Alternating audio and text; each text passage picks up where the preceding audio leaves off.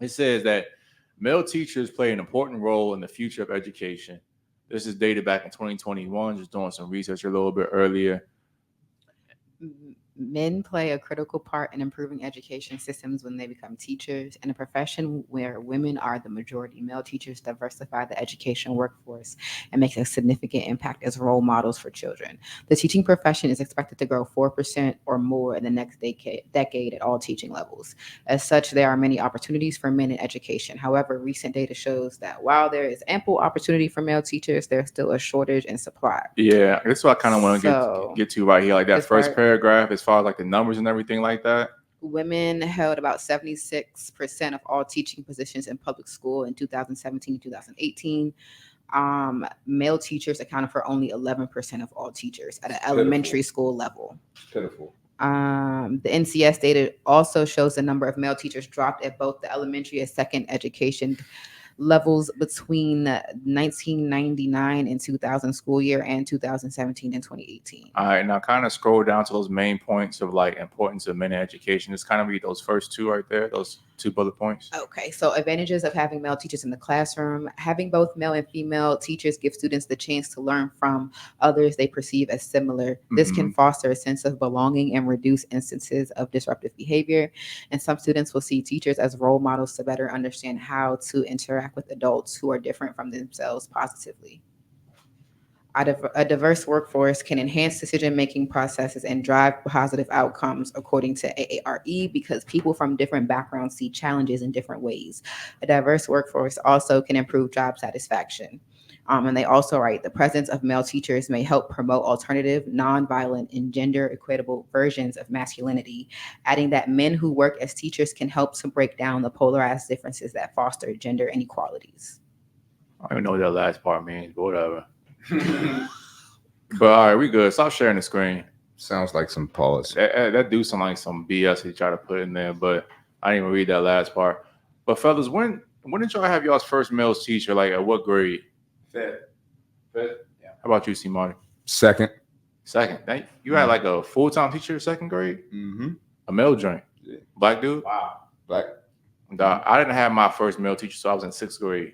A white dude too. Really? Mine was 8th grade. Well, my teachers were overwhelmingly women for the most part, though. But I asked that. When was yours, Alex? 8th grade. Black or white dude? White. Damn. Like for real, I'm about to go back and count. I think that throughout my grade school, I probably had 7. That wasn't the gym teacher. Not facts. And I'm including the gym teacher. And the janitor. Or we the trying band to teach teacher. classes too. Go pick up the trash. Nah, I'm saying I had probably 7 or 8 male teachers that included the freaking gym teacher. I didn't have more than that. Everybody else was like females. Yeah, I had. I was gonna say, as far as black male teachers, I had one. I had transferred schools in 2nd grade, and I had one at the school that I started at and one at the school I finished at. But that was it as far as black male teachers. I had a couple white male teachers, later, and Did I have a black male teacher? Yeah, I did. I had one in 8th grade. So, but it was overwhelmingly women teaching me in my life. and how many do you think you had in your school career, grade school, Alex? Up until 12. Yeah. Shoot. 1, 2, 3, 4.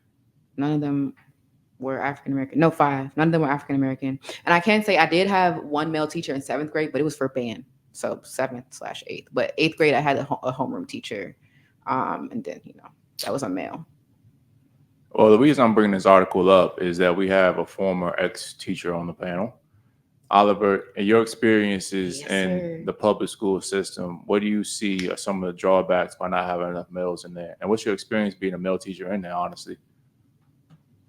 It's the same drawbacks of just not having males in the household. So it's just the things that masculinity brings is just you just lack it. So for example, right, we need both. We need masculinity, we need women, and we need men. Right. And for what we just see now is just the overbearing of just, mommy nature. Like you'll see a lot of things like, for example, a woman teacher.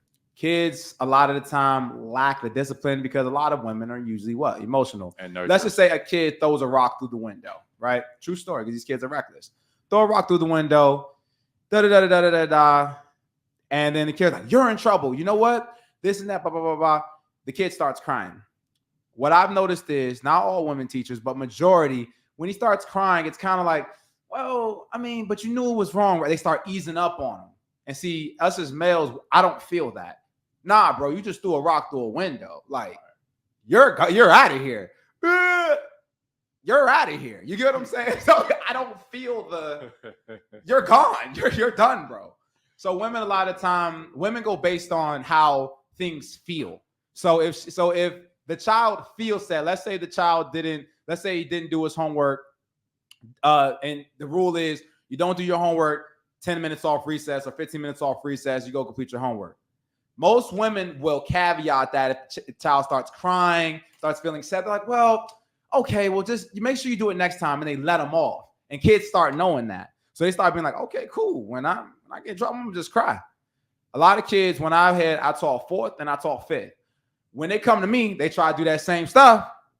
And it's almost like stone, like, nah, go serve your 15 minutes, and that's it. You lucky I don't make it 30. They're like, and it's so funny because, like I said, they know, and they'll just be like, they actually stop crying because they're like, nah, it ain't gonna work with him. So it's just, but the thing about it, a lot of the accountability is not there. A lot of time with women, they ease up on them because the women assume that if they fix the emotion, they fix the problem. And no, the problem is still there.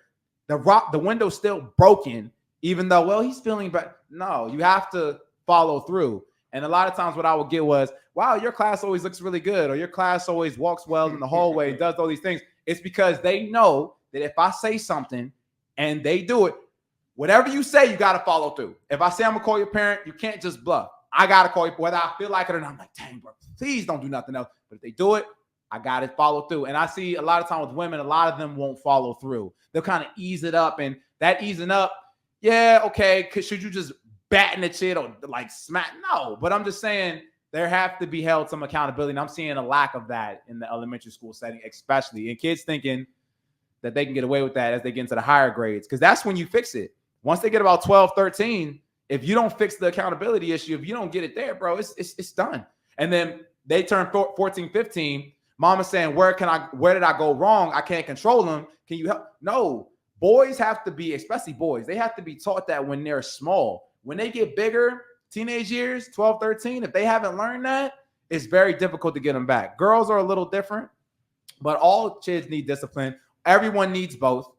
You know, because there's sometimes where kids started crying in my classroom, and I'm just like, I don't know how to go to Miss So-and-so. And she's just like, Johnny, you know, Mr. H, you know his rules, right? But no, seriously, but they're able to do things and get to a child at a different level where I'm not able to do that because I don't feel you're wrong, bro. You know what I'm saying? But they can influence the child in different ways. So that's what I said. Both are needed. But it's just now, of course, we're seeing, and it's always kind of been like that, but it's just an overage of mommy energy, and we need more daddy energy.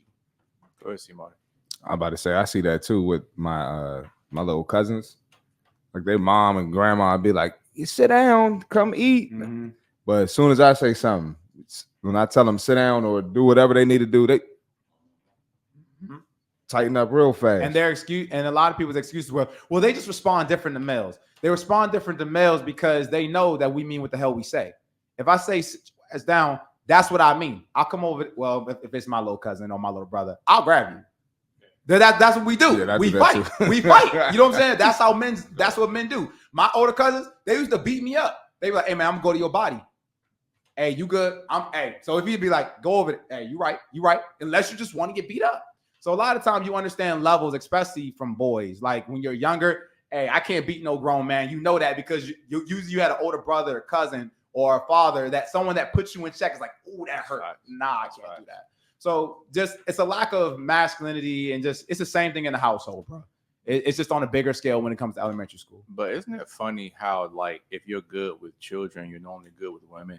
Because it basically is the same exact thing. And give you an example. If you can talk to a child and keep a child's attention, you normally can talk to women and keep a woman's attention the same way. Because women and children are more focused on not the information being conveyed, but how it's conveyed. And also women are going to try your boundaries just like children try your boundaries just like women do. Like you said, bro, you can be sitting in that damn classroom and the kid knows he can manipulate you by crying Women do the same exact thing, don't they? They're going to say, oh my God, you're being so mean. But when you follow through on things you're saying, you say you're going to do, they honestly kind of respect it the same exact way that children do. And I wish I should have brought one of my notes that my kids write me endless notes. We had teacher appreciation weeks and stuff like that. Bro, kids have wrote me notes and they said how much they like me because I was quote unquote strict. Because when you don't have structure in the classroom, kids get wild. Right. And when they get wild and stuff, women get wild too, but go ahead. No, they do. Kids, no, I'm just saying kids really, really get wild. And some of the children really don't feel safe. So they're like, oh my gosh, I'm so happy. They wrote me notes I like the fact that you're strict. We have structure. I remember this girl, I'm not gonna say her name, but the thing about it is she loved me because she came from a school where she's seen somebody, teacher was smoking hookah and stuff like that. And bro, I'm telling you, crazy stuff, right? And she seen actually somebody get on her bus ride home. So she loves structure. Really? It's crazy, bro. Man. I've been dealing with kids for a long time, bro. You see, you hear so many stories. Right. But the thing about it is, she loved strict teachers. She loved the fact there was order. We knew what we were doing at what time. Everybody wasn't running around. Because some of that stuff for some kids that have been traumatized like that, that's frantic to them. They don't want that. They like the fact that there's structure. So it's just, like I said, you have to follow through, especially with children. If you don't follow through, by the time they get older, they're going to lose them. And a lot of parents are not doing their job at home disciplining their kids. They expect the teacher to do it. Well, you should be able to get them to sit down. I'm not his parent. My job is to teach him, not to teach him to sit down. If my kid is not sitting down in your classroom, it's my job to discipline my kid. Tell him sit his fucking down and listen to the teacher, not the teacher's job to discipline him, because then the teacher steps over a certain boundary. Why are you talking like that to my son? Why are you talking? But there has to be order because there's 20-something other kids in here that I'm responsible for. If there's a fire that happened, which, true story, I done been in schools where walls caved in, active shooters, and the air conditioning thing blew up on fire. And when emergencies happen, now everybody's like, what? Now everybody's looking for the man. Everybody's looking for the structure. Right. But the thing is, no, we should have had these practices in play. And then when somebody gets hurt or burned or something like that, now it's like, well, why didn't you have this in place? No, because every time I've told Johnny to sit down and I try calling you, I couldn't get him to sit down. It's a discipline issue. So people don't understand. Things compound. If there's a discipline and accountability issue, it's not just the back of being strict and taking away recess. It's not about that. It's causing an unsafe environment. That is true. They don't look at it like that because everybody's looking at how he feels and what's right now. But what's right now, you're not thinking if an emergency happens. And he don't respect authority. Exactly. And that's the thing. You are a child at the end of the day. And like I said, this is how I see stuff in terms of my potential parenting style. You're a child. If I'm trusting you, if I'm trusting this teacher, the teacher to me should be a teammate with the parents. You should never, just like as the Bible say, children shouldn't see the parents argue. I don't believe they should see that with the teacher either. Teacher, mom, dad need to all be on the same page. And if we have a difference, we settle that away from the child. As a unit, no, because this person has you 8 hours a day when I'm working or whatever like that. And so you need to listen to this person. And if I don't trust them, I need to transfer him either schools or transfer him out of that classroom if I don't trust the teacher. So if I'm putting my trust in this teacher, you need to listen to what they're saying, period. Because you're a child. You're a child. I don't understand why we negotiate so much with children. Okay, he's going to feel sad. Yeah, he's a kid. He wants to run around. He needs to sit down. There's no negotiation. You're a child. Sit down. That's it. You see how passionate you are about fitness. No, I love children, bro. I love children.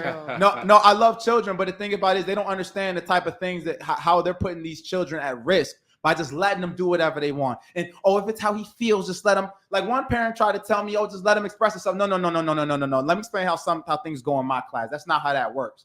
Because parents are just looking at it from their view. You're looking at your one little child. I'm looking at the 32 kids that I'm responsible for. So when your child acts up, that's putting everybody else at risk. You're not seeing that because all you're seeing is your child.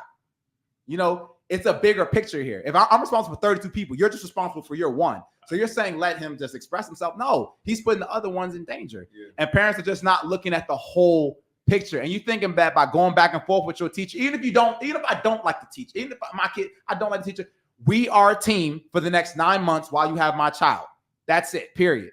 Whatever you need, hey, we should be good. I should have a good relationship with the teacher. You need something? Got you, cool. If there's an issue with my child, discipline, he should be able to get in touch with somebody.